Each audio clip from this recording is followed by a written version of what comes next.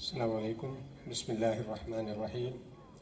الحمد لله رب العالمين والصلاة والسلام على أشرف الأنبياء والمرسلين نبينا محمد وعلى آله وصحبه أجمعين. ബഹുമാന്യരായ വിദ്യാർത്ഥിനികളെ, പണ്ഡിതന്മാരെ, സ്നേഹം നിറഞ്ഞ നാട്ടുകാരെ,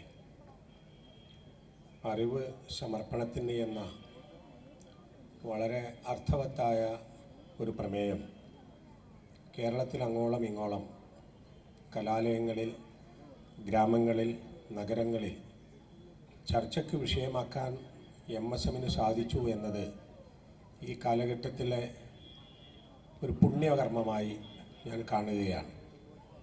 നമുക്ക് ഓരോരുത്തർക്കും ഓരോ ദൗത്യമുണ്ട്, ഓരോ കർമ്മമുണ്ട്. ഒരു ആയുഷ്കാലത്തിനിടയ്ക്ക് ചെയ്തു തീർക്കേണ്ട കുറേ ജോലികളുണ്ട്. മുജാഹിദ് പ്രസ്ഥാനം പരിവർത്തനത്തിന് വേണ്ടി, നവോത്ഥാനത്തിന് വേണ്ടി, മാറ്റത്തിന് വേണ്ടി കഠിനാധ്വാനം ചെയ്യുന്ന ഒരു പ്രസ്ഥാനമാണ്. അതുകൊണ്ട് തന്നെ ഈ പ്രസ്ഥാനവുമായി ബന്ധപ്പെട്ട ആളുകൾ, സ്ത്രീകളും പുരുഷന്മാരും കുട്ടികളും മുതിർന്നവരും എല്ലാവരും അനുകൂലമായ, ആവശ്യമായ, മനുഷ്യൻ ഉപകാരപ്പെടുന്ന ഒരു മാറ്റത്തിനുള്ള ശക്തമായ പ്രവർത്തനങ്ങളിൽ ഒന്നിച്ച് മുന്നോട്ട് പോവുകയാണ്. നമ്മുടെ ഒരു പ്രത്യേകത, ഒരു പ്രവർത്തനത്തിന് വേണ്ടി ഒരു പ്രവർത്തനം എന്നത് നമുക്കില്ല. ഒരു സമ്മേളനത്തിന് വേണ്ടി ഒരു സമ്മേളനം, ഒരു യോഗത്തിന് വേണ്ടി ഒരു യോഗം, ആ നിലക്ക് നമുക്കൊരു പ്രവർത്തന പരിപാടിയില്ല. മറിച്ച് എന്താണോ ഓരോ സമയവും, ഓരോ കാലത്തും, ഓരോ പ്രദേശത്തും ആവശ്യമായ പ്രവർത്തനം അത് നിർവഹിക്കുക എന്നതാണ് നമ്മുടെ ശീലവും നമ്മുടെ ശൈലിയും. ആ നിലയ്ക്ക് നോക്കുമ്പോൾ MSM ചെയ്തു വരുന്ന പ്രവർത്തനങ്ങളിൽ ഏറെ എടുത്തു പറയേണ്ട ഒരു കാര്യം, വിദ്യാഭ്യാസ കേന്ദ്രങ്ങളുമായി ബന്ധപ്പെട്ട് ജീവിച്ചു പോരുന്ന, പഠനവും അധ്യാപനങ്ങളും വിദ്യാഭ്യാസവും ജീവിതത്തിൽ ആ നിലയിലുള്ള മേഖലയിൽ മാത്രം കഴിഞ്ഞു പോരുന്ന കുട്ടികളെ നല്ല പൗരന്മാരാക്കി തീർക്കുവാനും നാട്ടിനും രാജ്യത്തിനും സമൂഹത്തിനും ഉപകാരപ്പെടുന്ന പ്രവർത്തകരാക്കി മാറ്റുവാനുമുള്ള പരിശ്രമം, അതാണ് നിലനിൽക്കുന്ന പ്രവർത്തനം, അതാണ് ആവശ്യമായ പ്രവർത്തനം എന്ന് നമുക്ക് മനസ്സിലാക്കാൻ സാധിക്കും. എല്ലാവരും ആക്ഷേപിക്കുകയാണ് കുട്ടികളെ, യുവാക്കളെ, പുതിയ തലമുറയെ. കേൾക്കുമ്പോൾ മടുപ്പ് വരുന്ന വിധത്തിലാണ് ഈ ചെറുപ്പക്കാരെയും ചെറുപ്പക്കാരികളെയും ആക്ഷേപിക്കുന്നത്. കേട്ടാൽ തോന്നും യുവാക്കൾ മാത്രമാണ് മോശക്കാരെന്ന്. കേട്ടാൽ തോന്നും ചെറുപ്പക്കാർ മാത്രമാണ് തെറ്റായ രീതിയിൽ ജീവിക്കുന്നത് എന്ന്. അതൊന്നും അത്ര ശരിയല്ല. ചെറുപ്പക്കാരും മുതിർന്നവരും മോശമായി ജീവിക്കുന്നവരുണ്ട്, ചെറുപ്പക്കാരും മുതിർന്നവരും നന്നായി ജീവിക്കുന്നവരുണ്ട്. പക്ഷേ ചെറുപ്പം, യുവത്വം എന്ന് പറയുന്നത് ഏറ്റവും ശ്രദ്ധേയമായൊരു കാലമായതുകൊണ്ട് യുവാക്കളിൽ ഉണ്ടാകുന്ന നന്മ വളരെ പെട്ടെന്ന് കാണപ്പെടും, അത് ശ്രദ്ധിക്കപ്പെടും. യുവത്വം വളരെ ശക്തമായ ഒരു കാലമായതുകൊണ്ട് തന്നെ ചെറുപ്പക്കാരിൽ, യുവാക്കളിൽ ഉണ്ടാകുന്ന തിന്മയും വളരെ കൂടുതൽ പെട്ടെന്ന് ശ്രദ്ധിക്കപ്പെടും. അതിനു പുറമെ മുതിർന്നവരിൽ നിന്നുണ്ടാകുന്ന നന്മകളും തിന്മകളും അത് അവരുടെ പ്രായവും അവരുടെ ക്ഷീണവും അവരുടെ അശക്തിയും കാരണം കൂടുതലൊരു സ്വാധീനവും ചലനവും ഉണ്ടാക്കാതെ പോവുകയും ചെയ്യും. ഒരു നാട്ടിലെ വൃദ്ധന്മാരായ ആളുകളൊക്കെ മോശമായി എന്ന് വിചാരിക്കുക, അവരുടെ പ്രവർത്തനം കൊണ്ടുണ്ടാകുന്ന നാശം കുറച്ചേ ഉണ്ടാവുള്ളൂ. കാരണം അവരുടെ ശക്തിയും അവരുടെ പ്രായവും അവരുടെ ക്ഷീണവും അവരുടെ രോഗവും ഒക്കെ പരിഗണിച്ച്. നേരെ മറിച്ച് ഒരു പ്രദേശത്തെ ചെറുപ്പക്കാർ മോശമായി പോയാൽ അതിൻ്റെ ദൂഷ്യം അതിഭയങ്കരമായിരിക്കും. കാരണം അവർ ശക്തിയുള്ളവരാണ്, അവർ പ്രവർത്തിക്കാൻ കഴിയുന്നവരാണ്, അവർക്ക് പല മാറ്റങ്ങളും ഉണ്ടാക്കാൻ കഴിയുന്നതാണ്. അതുകൊണ്ട് തന്നെ ചെറുപ്പക്കാർ നന്നാവണം, യുവാക്കൾ നന്നാവണം, യുവതികൾ നന്നാവണം, അവർ അവരുടെ പ്രായത്തിൽ കൂടുതൽ നന്മയിലേക്ക് വരണം എന്ന് പറയുന്നത് അവർക്കും അവർ ജീവിക്കുന്ന കുടുംബത്തിനും അവർ ജീവിക്കുന്ന നാട്ടിനും രാഷ്ട്രത്തിനും അനിവാര്യമാണത് എന്നതുകൊണ്ടാണ്. ഇപ്പോൾ നോക്കൂ, എല്ലാവരും ആക്ഷേപിക്കുന്നത് ആധുനിക വാർത്താ മാധ്യമങ്ങളെയാണ്, വിവര സാങ്കേതിക വിദ്യകളെയാണ്. എല്ലാത്തിനെയും എതിർത്തുകൊണ്ട് ഏതെങ്കിലും ഒരാൾക്ക് ജീവിക്കാൻ സാധിക്കുമോ? അപ്പം ഞാൻ പറയാം, 50 വർഷങ്ങൾക്ക് മുമ്പ് എൻ്റെ കുട്ടിക്കാലത്ത് ഞങ്ങൾ ഇങ്ങനെയായിരുന്നു. പറയാൻ എളുപ്പമാണ്. ഇത് ഞാൻ എൻ്റെ പിതാവിൽ നിന്ന് കേട്ടൊരു വാക്കാണ്. ഞങ്ങളുടെ കാലത്ത് ഞങ്ങൾ നിങ്ങളെപ്പോലെ ആയിരുന്നില്ല, ഇങ്ങനെയായിരുന്നു. ശരിയാണ്. അവർ 10 കിലോമീറ്റർ നടന്ന് സ്കൂളിൽ പോയിരുന്നു. അവർ 25 കിലോമീറ്റർ നടന്ന് ഹോസ്പിറ്റലിൽ പോയിരുന്നു.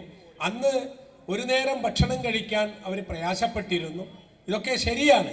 പക്ഷെ കാലത്തിൻ്റെ മാറ്റം ഉൾക്കൊള്ളാതെ ഞങ്ങളെ കാലത്ത് ഇങ്ങനെയായിരുന്നു എന്ന് ഈ കാലത്തുള്ള പുതിയ തലമുറയോട് ഒരു ചരിത്രം പഠിക്കാൻ പറഞ്ഞു കൊടുക്കാം എന്നതിൻ്റെ അപ്പുറത്ത് അങ്ങനെയാക്കാൻ എന്ന് ആഗ്രഹിച്ചു പറഞ്ഞിട്ടൊരു കാര്യവുമില്ല.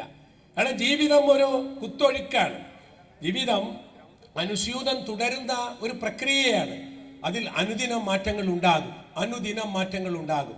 നമ്മുടെ ഭക്ഷണവും നമ്മുടെ പാർപ്പിടവും നമ്മുടെ വാഹനങ്ങളും നമ്മുടെ പഠന രീതികളും എല്ലാം കഴിഞ്ഞ 10 കൊല്ലത്തിന് മുമ്പും 10 കൊല്ലത്തിന് ഇപ്പുറവും വ്യത്യാസമില്ലേ? എന്തിന് 10? കഴിഞ്ഞ വർഷവും ഈ വർഷവും തമ്മിൽ വ്യത്യാസമില്ലേ? ഇവിടെ ഒരാൾക്ക് മാത്രം ഞാൻ ഇതിലൊന്നും പെട്ടവനല്ല, ഞാൻ 50 കൊല്ലം മുമ്പ് ധർമ്മനിഷ്ഠയുള്ള എൻ്റെ പിതാവിൻ്റെ കാലത്ത് ജീവിച്ചിരുന്ന മാന്യനായി ജീവിക്കുന്ന ഒരു മനുഷ്യനാണ് എന്ന് പറഞ്ഞു നിൽക്കാൻ പറ്റുമോ? ആർക്കും വാഹനം ഉപയോഗിക്കാതിരിക്കാൻ പറ്റുമോ? ആർക്കും ഒരു മൊബൈൽ ഫോൺ ഉപയോഗിക്കാതിരിക്കാൻ പറ്റുമോ? ആർക്കും ഇന്റർനെറ്റ് ചെക്ക് ചെയ്യാതിരിക്കാൻ പറ്റുമോ? ഇല്ലല്ലോ. അപ്പൊ ഈ ആക്ഷേപമല്ല വേണ്ടത് എന്നാണ് നമ്മൾ മനസ്സിലാക്കുന്നത്. ആക്ഷേപമല്ല, വാഹനം ഉപയോഗിക്കേണ്ടി വരും, അതുമാതിരി കമ്പ്യൂട്ടർ ഉപയോഗിക്കേണ്ടി വരും, മൊബൈൽ ഫോണുകൾ ആവശ്യമായി വരും. ഇതൊക്കെ നിലനിൽക്കുന്ന ലോകത്ത് എങ്ങനെ മൂല്യം ഉൾക്കൊണ്ട് ജീവിക്കാം എന്നാണ് ആലോചന വിഷയമാക്കേണ്ടത്. പണ്ട് കാലത്ത് മുസ്ലിം പെൺകുട്ടികൾക്ക് എഴുത്തു പഠിക്കാൻ പാടില്ല എന്ന് യാഥാസ്ഥികരായ ചില ആളുകൾ പറഞ്ഞതിൻ്റെ ഒരു ന്യായം പറഞ്ഞത്, എഴുത്തുമൂലം പെൺകുട്ടികൾ ആൺകുട്ടികളുമായി ബന്ധപ്പെടാൻ സാധ്യതയുണ്ട് എന്നാണ്. അതിന് പരിഹാരം അതായിരുന്നോ? എന്നിട്ട് എഴുത്തു പഠിക്കാതെ ഇരുന്നില്ലല്ലോ. അപ്പൊ ഇന്ന് നമ്മൾ കമ്പ്യൂട്ടർ സാക്ഷരതയെങ്കിൽ കമ്പ്യൂട്ടറിന്റെ ദാശങ്ങൾ ഭയങ്കരമാണ്. ഇന്റർനെറ്റിലൂടെ കിട്ടുന്നത് ഭയങ്കര ആപത്തുകളാണ്. ഒക്കെ ശരി. അതുകൊണ്ട് ഈ വിവര സാങ്കേതിക വിദ്യയിൽ നിന്ന് മാറി നിന്ന് മുന്നോട്ട് പോകാമെന്ന് ആർക്കെങ്കിലും തോന്നുന്നുണ്ടെങ്കിൽ അത് ശരിയായൊരു സമീപനമല്ല എന്നാണ് നാം മനസ്സിലാക്കുന്നത്. മറിച്ച് വിവര സാങ്കേതിക വിദ്യകൾ ഉപയോഗിക്കുന്ന ആളുകൾക്ക് അത് കുട്ടിപ്രായം മുതൽ വലിയ ആളുകൾ വരെയും ഇതെന്തിനുള്ളതാണെന്നും ഇതെങ്ങനെ എനിക്ക് ഉപകാരപ്പെടാമെന്നും എങ്ങനെയെല്ലാം ഇതിൻ്റെ ദൂഷ്യങ്ങളിൽ നിന്ന് രക്ഷപ്പെടാമെന്നും എന്തെല്ലാം ദൂഷ്യങ്ങളാണ് ഇതിൻ്റെ മുമ്പിലുള്ളത് എന്നും ആളുകളെ, മക്കളെ, മുതിർന്നവരെ ബോധ്യപ്പെടുത്തുക എന്നത് മാത്രമാണ് പരിഹാരം. അതിനാണ് MSM അതിൻ്റെ ഈ ബാലവേദി പ്രായത്തിലുള്ള കുട്ടികൾ മുതൽ കോളേജ് തലത്തിൽ വരെ പഠിക്കുന്ന വിദ്യാർത്ഥികൾ വരെ അവർക്ക് ബോധവൽക്കരണം നടത്തുന്നത്. ക്യാമ്പസുകളിൽ വൈവിധ്യങ്ങളുണ്ട്. നിങ്ങൾ യാത്ര ചെയ്യുന്ന വാഹനങ്ങളിൽ പലതരം ആളുകളുമുണ്ട്. നിങ്ങളുടെ ജീവിതത്തിൽ നിങ്ങൾ സ്വയം നിങ്ങളെ നിയന്ത്രിക്കാൻ ശീലിക്കാത്ത കാലത്തോളം നിങ്ങളെ നന്നാക്കിയെടുക്കാൻ വേറെ ആർക്കും സാധ്യമല്ല.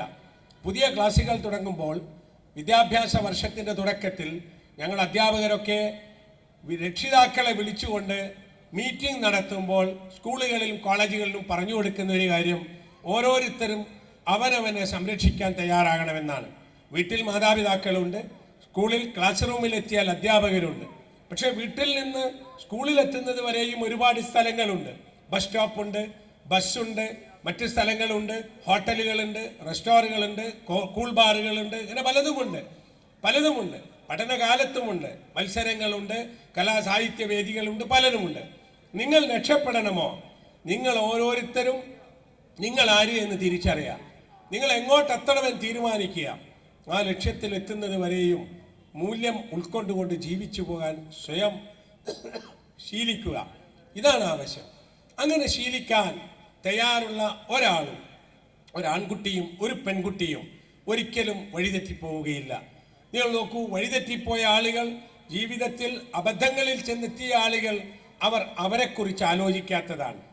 ഒരു ആൺകുട്ടിയും ഒരു പെൺകുട്ടിയും പരീക്ഷയുടെ തലേ ദിവസം ചാടിപ്പോയി അങ്ങനെ കടലിൽ ചാടി മരിച്ച റിപ്പോർട്ട് വരുമ്പോൾ അവിടെ കാണുന്നത് ഒരു ദിവസം ഒന്നിച്ചു ജീവിച്ചു എന്നതാണത്രേ. ഇത് ബുദ്ധിയാണോ? ബുദ്ധിയല്ലല്ലോ. എന്നെന്നും ഒന്നിച്ച് ജീവിക്കാവുന്ന ഒരു ജീവിതത്തെക്കുറിച്ച് ആലോചിക്കാൻ കഴിയാത്ത ബുദ്ധിശൂന്യരാണിവർ. അവരെ സംബന്ധിച്ചിടത്തോളം നൈമിഷികമാണ് ജീവിതം. മദ്യപാനത്തിലൂടെ ജീവിതം രക്ഷപ്പെടുമെന്ന് ആർക്കും വിശ്വാസമില്ലല്ലോ. എന്നാൽ ഏറ്റവും നല്ല കോഴ്സുകളിൽ പഠിക്കുന്ന മാതാപിതാക്കളുടെയും നാടിൻ്റെയും പ്രതീക്ഷയായി ഉയർന്നു വരുന്ന ചില വിദ്യാർത്ഥികൾ അവർ മയക്കുമരുന്നിന് അടിമപ്പെട്ടു പോയത്, മദ്യത്തിന് അടിമപ്പെട്ടു പോയത്, അവസാനം ഒരു ജീവിതം തന്നെ തകർന്നു പോയത് എന്തുകൊണ്ടാണ്? അവർക്ക് ഞാൻ ആരാവണമെന്ന്, ഞാൻ എവിടെ എത്തണമെന്ന്, ഞാൻ നശിച്ചു പോകാൻ പാടില്ല എന്ന ഒരു തീരുമാനം ചെറുപ്പം മുതൽ എടുക്കാൻ കഴിയാത്തതാണ്. അതുകൊണ്ട് തന്നെ നമ്മൾ ഇപ്പം MSM ഇതൊരു ശക്തിയാണ്. കേരളത്തിലെ വിദ്യാഭ്യാസ മേഖലയിലെ അതിശക്തമായ വളരെ ശക്തിയുള്ള ഒരു ടീമാണ് MSM. MSMന്റെ ആളുകൾക്ക് ചെയ്യാവുന്നത് അറിവ് സമർപ്പണത്തിന് എന്ന് പറയുമ്പോൾ ഞാൻ എൻ്റെ രക്ഷിതാവിന് സമർപ്പിക്കുവാൻ എൻ്റെ അറിവ് എനിക്ക് ഉപകാരപ്പെടണം എന്ന് തിരിച്ചറിയലാണ്. ആ തിരിച്ചറിവിലൂടെ അറിവ് നേടിയ കുട്ടികൾ അവർ അറിവുള്ള ആളുകളെ പോലെ പെരുമാറാൻ തുടങ്ങും. ഖുർആനിന്റെ ഒരു ചോദ്യമുണ്ട്, അറിവുള്ളവരും അറിവില്ലാത്തവരും സമമാണോ? ഖുൽ ഹൽ യസ്തവിൽ ലദീന യഅലമൂന വല്ലദീന ലാ യഅലമൂൻ. അറിവുള്ളവരും അറിവില്ലാത്തവരും സമമാണോ? അറിവുള്ളവർ അറിവുള്ളവരെ പോലെ പെരുമാറണം, അറിവുള്ളവർ അറിവുള്ളവരെ പോലെ സംസാരിക്കണം, അറിവുള്ളവർ അറിവുള്ളവരെ പോലെ ജീവിക്കണം. ഈ അറിവ് ജീവിതത്തിൽ നേടിയെടുത്ത കുട്ടികൾ ക്യാമ്പസിന്റെ അനുഗ്രഹമായിരിക്കും. നിങ്ങൾ നോക്കൂ, അധ്യാപകർ പറയും ഇന്ന ക്ലാസ്സിലേക്ക് പോകാൻ എന്നോട് പറയരുത്, ബുദ്ധിമുട്ടാണ് അവിടെ. ചില അധ്യാപകർ പറയും ഇന്ന ക്ലാസ്സിലേക്ക് പോകാൻ എന്നെ അനുവദിക്കണം, കാരണം ആ ക്ലാസ് അങ്ങനെയാണെന്ന്. അപ്പോൾ ഒരു ക്ലാസ് പ്രത്യേകം ഇഷ്ടപ്പെടാനും ഒരു ക്ലാസ്സിൽ പോകാൻ ഇഷ്ടപ്പെടാതിരിക്കാനും എന്താ കാരണം? ഒരേ സ്കൂളാണ്, ഒരേ ഹെഡ്മാഷാണ്, ഒരേ മാനേജ്മെന്റാണ്, ഒരേ സംവിധാനമാണ് അവിടെയുള്ളത്. ആ ക്ലാസിന്റെ ചൈതന്യം എന്താ? ഒരു ക്ലാസിന്റെ ചൈതന്യം അവിടുത്തെ കുട്ടികളാണ്. അപ്പൊ ആ ക്ലാസ്സിൽ വരുന്ന അധ്യാപകനോട് കുട്ടികൾ കാണിക്കുന്ന ആദരവും, പഠിക്കാൻ വേണ്ടി അവർ കാണിക്കുന്ന താല്പര്യവും, അവർ സമൂഹത്തിന് നന്മ ചെയ്ത് ജീവിക്കുന്ന ആ ജീവിതവും കാണാൻ ഏതൊരു അധ്യാപകനും ആഗ്രഹമുണ്ടാകും. അധ്യാപകൻ എന്ന നിലക്ക് അനുഭവിച്ചറിഞ്ഞ ഒരു കാര്യമാണ് ഞാൻ പറയുന്നത്. ചില ക്ലാസ്സുകളിലേക്ക് പോകാൻ അധ്യാപകർക്ക് വെറുപ്പും, ചില ക്ലാസ്സുകളിലേക്ക് പോകാൻ അധ്യാപകർക്ക് താല്പര്യവും. കുട്ടികളും അങ്ങനെ തന്നെയാണ്. നമുക്ക് അധ്യാപകർക്ക് അവർ പഠിപ്പിച്ച വിദ്യാർത്ഥികളെ കാണുമ്പോൾ അതെന്നും അവർ ഓർക്കുന്നത് ആ കുട്ടിയിൽ നിന്നുണ്ടായ നന്മകളാണ്. ഒരു വിദ്യാർത്ഥി ഏറ്റവും അധികം മാതൃകയാക്കുന്നത് അവൻ്റെ ആദ്യകാലത്തെ അധ്യാപകരെയുമാണ്. ഇവിടെയാണ് MSM കുട്ടികളൊക്കെ തന്നെയും അവരുടെ അറിവ്, അവരുടെ ജീവിതത്തെ സമർപ്പണത്തിന് ഉപയോഗിക്കുന്ന വിധത്തിൽ ആക്കി മാറ്റേണ്ടത്. പഠിക്കുന്ന മുഴുവൻ ആളുകൾക്കും പഠിക്കാൻ കഴിയണമെന്നില്ല, പഠിക്കാൻ ശ്രമിച്ച മുഴുവൻ ആളുകളും പാസ്സായിക്കൊള്ളണമെന്നുമില്ല, പഠിച്ചു പാസ്സായ മുഴുവൻ ആളുകൾക്കും അതിൻ്റെ യോഗ്യതക്കനുസരിച്ച് ജോലി ലഭിച്ചു കൊള്ളണമെന്നില്ല. അതൊക്കെ പഠിച്ചവൻ്റെ ഒരു തീരുമാനപ്രകാരം അതങ്ങനെ നടക്കുന്നതാണ്. നമ്മൾ മാതാപിതാക്കൾ കുട്ടികളെ പഠിപ്പിക്കുന്നു. കുട്ടികൾ ആദ്യ നാൾ മുതൽക്ക് തന്നെ പഠനം ആരംഭിക്കുന്നു. വലിയ ബുദ്ധിയുള്ളവരും അത്ര ബുദ്ധിയില്ലാത്തവരും ഉണ്ടാകും. ഒരേ മാതാപിതാക്കൾക്ക് പല സ്റ്റാൻഡേർഡിലുള്ള കുട്ടികൾ ഉണ്ടാകും. പഠിച്ചാൽ ചില കുട്ടികൾക്ക് പഠിച്ചത് പ്രകടിപ്പിക്കാൻ സാധിക്കും. ചില കുട്ടികൾ പഠിക്കും, മനസ്സിലാകും, പക്ഷേ അവർക്ക് പരീക്ഷയ്ക്ക് എഴുതാൻ കഴിയാത്തത്. എഴുതിയാൽ തന്നെ മാർക്ക് ലഭിക്കുന്ന വിധത്തിൽ എഴുതാൻ കഴിയും. ഇങ്ങനെയൊക്കെയാണ് പഠനരംഗം. അപ്പോൾ നമ്മൾ കുട്ടികൾ അങ്കലാപ്പുണ്ടാകാൻ പാടില്ല, അല്പം പോലും. ഞാൻ പഠിച്ചിട്ടാവുന്നില്ലല്ലോ എന്ന് അങ്കലാപ്പുണ്ടാകാൻ പാടില്ല. പഠിക്കുക എന്നതാണ്. പഠിക്കുക, പഠിച്ച് ആ അറിഞ്ഞ മനസ്സിലാക്കിയ കാര്യങ്ങൾ എഴുതാൻ സാധിക്കുക, പരീക്ഷയിൽ മത്സരിച്ച് പോവുക. ചില കമ്മിറ്റികളിൽ എത്തിയ കുട്ടികൾ, ചില ടീമിൽ ഉൾപ്പെട്ട കുട്ടികൾ, ചില ക്യാമ്പസിൽ വന്ന കുട്ടികൾ, അവർക്ക് പഠിച്ചു പോകുന്നതിൻ്റെ ഉത്സാഹം കാണുമ്പോൾ അവർ പ്രവർത്തിക്കുന്ന മേഖലയുടെ സ്വാധീനമാണെന്ന് മനസ്സിലാക്കാൻ സാധിക്കും. ഇപ്പോൾ PG ഫസ്റ്റ് സെമസ്റ്ററിൽ എത്തിയ കുട്ടികൾ ചില ക്യാമ്പസുകളിൽ അവിടെ വെച്ച് തന്നെ നെറ്റ് പരീക്ഷയ്ക്ക് പ്രിപ്പയർ ചെയ്യുന്നത് കാണുന്നു. അതാ ക്യാമ്പസിൻ്റെ ഒരു അവിടെ എല്ലാവരും അതാ പറയുന്നത്, എല്ലാവരും അതാ വായിക്കുന്നത്. പഴയ ക്വസ്റ്റ്യൻ പേപ്പർ കിട്ടുന്നു, അത് നോക്കുന്നു, വായിക്കുന്നു, പഠിക്കുന്നു. ഒരു പരീക്ഷ കഴിഞ്ഞാൽ അടുത്തൊരു പരീക്ഷ, അങ്ങനെ പോകുന്നു ചിലർ. ചില ക്യാമ്പസുകളിൽ അത്തരത്തിലുള്ളൊരു വർത്തമാനം തന്നെ ഇല്ല. പഠിച്ച് ഏതൊരു ക്ലാസ്സിലാണോ എത്തിയത് അവനങ്ങനെ ആ പരീക്ഷ പാസ്സാകുക, അതിനപ്പുറത്തേക്ക് ഒരു ചിന്തയില്ല. ചില ആളുകൾക്ക് ചെറിയ ചിന്തയാണുള്ളത്. ചില കുട്ടികൾക്ക് എനിക്ക് പഠിച്ച് മെല്ലെ ഒരു ജോലി കിട്ടണം, ഒരു LD ക്ലർക്ക് ആവണം, ലാസ്റ്റ് ഗ്രേഡ് ഉദ്യോഗസ്ഥനാവണം. അങ്ങനെയല്ലല്ലോ. ഏത് ജോലിയും നല്ലത് തന്നെ, ഏത് ജോലിയും ചേർന്നു. പക്ഷെ നാം ലക്ഷ്യമാക്കുന്നത് അതിൻ്റെ ഏറ്റവും മേലെയുള്ളതാവണം. ഇന്നല്ലെങ്കിൽ നാളെ അതുകൊണ്ടൊരു ഉപകാരം ഉണ്ടാകുമെന്ന് നിങ്ങൾ ഉറപ്പിച്ചുകൊള്ളൂ. കാരണം ക്വാളിഫിക്കേഷൻ എന്ന് പറയുന്നത് അത് നേടുന്ന സന്ദർഭത്തിൽ ആവശ്യമുണ്ടായിക്കൊള്ളണമെന്നില്ല. പക്ഷെ ഒരു ക്വാളിഫൈഡ് ആയ ആളെ തേടി, നിങ്ങൾക്കറിയാം ഇന്ന് എത്രയോ മുസ്ലിം സ്ഥാപനങ്ങളിൽ, വിദ്യാഭ്യാസ സ്ഥാപനങ്ങളിൽ ഈ സമൂഹത്തിൽ നിന്നുള്ള ആളുകളെ ഉൾക്കൊള്ളിക്കാൻ വേണ്ടിയുള്ള സംവരണ സീറ്റുകളിൽ നമുക്ക് ആളുകൾ ഇല്ലാത്ത അവസ്ഥയുണ്ട്. നമ്മുടെ കേരളം വിദ്യാഭ്യാസ രംഗത്ത് നമ്മളൊക്കെ മുന്നോട്ട് വന്നുകൊണ്ടിരിക്കുന്ന ഒരു സമയം, ഇവിടെ പോലും ഇന്ന കോഴ്സ് UPSC പരീക്ഷയുടെ ഇതൊക്കെ വായിച്ചു നോക്കിയാൽ അറിയാം, അതിലൊന്ന് അപ്ലൈ ചെയ്യാൻ പറ്റുന്ന ഒരാൾ പോലും നമ്മുടെ ഒന്നും നാട്ടിലില്ലാത്ത രൂപത്തിൽ. അങ്ങനെയാണ് അതിൻ്റെ ക്വാളിഫിക്കേഷൻ. ഇത് ഞാൻ കുട്ടികളോട് പറയുന്നത് MSM സമ്മേളനമായതുകൊണ്ട് നിങ്ങൾ ഏറ്റവും കൂടുതൽ യോഗ്യത നേടാൻ വേണ്ടി, ഏറ്റവും കഴിവുള്ളവരായി തീരാൻ വേണ്ടി, കഴിവുകൾ പ്രകടിപ്പിക്കാൻ കഴിയുന്ന കാര്യങ്ങളിൽ ഏർപ്പെടണം. MSMന്റെ യൂണിറ്റുകളിൽ അത്തരം ചർച്ചകളും അത്തരം മാർഗനിർദ്ദേശങ്ങളും ഉണ്ടായാൽ നമ്മുടെ കൂട്ടത്തിൽ വന്നുപെട്ട കുട്ടികൾക്കൊക്കെ ആ ഒരു ഉത്കൃഷ്ടമായ ഉയർന്ന ചിന്തയുണ്ടാകും എന്നത് ഉറപ്പാണ്. ജീവിതത്തിന്റെ ആത്യന്തികമായ ഒരു ലക്ഷ്യം നല്ല ഒരു മനുഷ്യനായി ജീവിക്കുക എന്നുള്ളതാണല്ലോ. എന്ന് പറഞ്ഞാൽ ആ നല്ല ജീവിതം കൊണ്ടാണ് പരലോകത്ത് സ്വർഗം ലഭിക്കുക. അപ്പൊ മനുഷ്യൻ നല്ല മനുഷ്യനായി ജീവിക്കുക, അള്ളാഹുവിന് വഴിപ്പെട്ട് ജീവിക്കുക, എന്നിട്ട് പരലോകത്ത് സ്വർഗം ലഭിക്കുക. അത് തന്നെയാണ് ശാശ്വതമായ ഒരു ലക്ഷ്യം, അല്ലെങ്കിൽ ഒരു ജീവിത ലക്ഷ്യം എന്ന് നാം പറയുന്നത്. അതിലേക്ക് നമ്മുടെ ജീവിതകാലം എങ്ങനെ ഉപകാരപ്പെടും എന്നതാണ്. ജീവിതം ഉപകാരപ്പെടണം. നമുക്കുള്ള കുറേ വിശ്വാസ കാര്യങ്ങളുണ്ടല്ലോ. ഈ വിശ്വാസങ്ങളാണ് ഇന്ന് ചെറുപ്പക്കാർക്ക് നൽകുന്ന ബോധവൽക്കരണ ക്ലാസുകളിൽ നൽകപ്പെടുന്ന ഏറ്റവും പ്രധാനപ്പെട്ട കാര്യങ്ങൾ. കൗൺസിലിംഗ് കേന്ദ്രങ്ങളിൽ നൽകുന്ന ഉപദേശങ്ങൾ. ആഗ്രഹിച്ചതെല്ലാം ലഭിക്കില്ല. കൗൺസിലിംഗ് കേന്ദ്രങ്ങളിൽ നൽകുന്ന ഒരു ഉപദേശമാണത്. ആഗ്രഹിക്കാൻ നമുക്ക് ആഗ്രഹിക്കണം, പക്ഷെ ആഗ്രഹിച്ചതെല്ലാം എല്ലാവർക്കും ലഭിക്കില്ല. പിന്നെ ജീവിതം അത് ദൈവനിശ്ചയമാണ്, പടച്ചവൻ നൽകുന്നതാണ്. ജീവിതം സുഖവും ദുഃഖവും ഉള്ളതായിരിക്കും. കഷ്ടപ്പാടുകളും സന്തോഷവും ഉണ്ടാവും, പ്രയാസങ്ങളുണ്ടാകും, സുഖ ദുഃഖ സമ്മിശ്രമായിരിക്കും ജീവിതം. ഇതൊക്കെ തന്നെയാണ് നാം പഠിപ്പിക്കുന്ന ഈമാനും തവക്കുലും സബറും യഖീനും ഒക്കെ.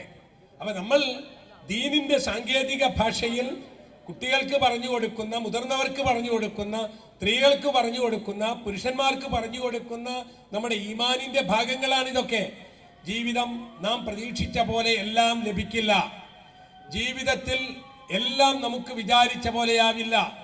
ജീവിതത്തിൽ കഷ്ടപ്പാടുകളും ബുദ്ധിമുട്ടുകളും ഉണ്ടാകും. ജീവിതം നാം പരിശ്രമിക്കുന്നുണ്ടെങ്കിലും അള്ളാഹുവിന്റെ തൗഫീഖ് പ്രകാരം അള്ളാഹു ആണ് അത് പൂർത്തിയാക്കുന്നത്. ഇതെല്ലാം മനസ്സിലാക്കിക്കൊണ്ട് സമാധാനത്തോടുകൂടി ജീവിക്കാൻ കഴിയണം. അങ്ങനെ സമാധാനത്തിൽ ജീവിക്കുന്ന ആളുകൾക്ക് അവരുള്ള കുടുംബത്തിന്, അവരുള്ള നാട്ടിന്, അവരുള്ള വീട്ടിന്, ആ വീട്ടിൽ പ്രകാശമായിരിക്കും. മാതാപിതാക്കൾക്ക് മക്കളെ കാണാൻ, മക്കൾക്ക് മാതാപിതാക്കളുടെ കൂടെ കഴിയാൻ, അധ്യാപകർക്ക് വിദ്യാർത്ഥികളെ കാണാൻ, വിദ്യാർത്ഥികൾക്ക് അധ്യാപകരുടെ കൂടെ കഴിയാൻ ഒക്കെയുള്ള സന്തോഷമുള്ള, അങ്ങേയറ്റം ആനന്ദമുള്ള ഒരനുഭവം ഉണ്ടാകും. വിദ്യാർത്ഥികൾ എന്ന് കേൾക്കുമ്പോൾ പേടിയാകുന്ന ഒരു സാഹചര്യം നശീകരണത്തിൻ്റെ കാരണമായി ഉണ്ടായതാണ്.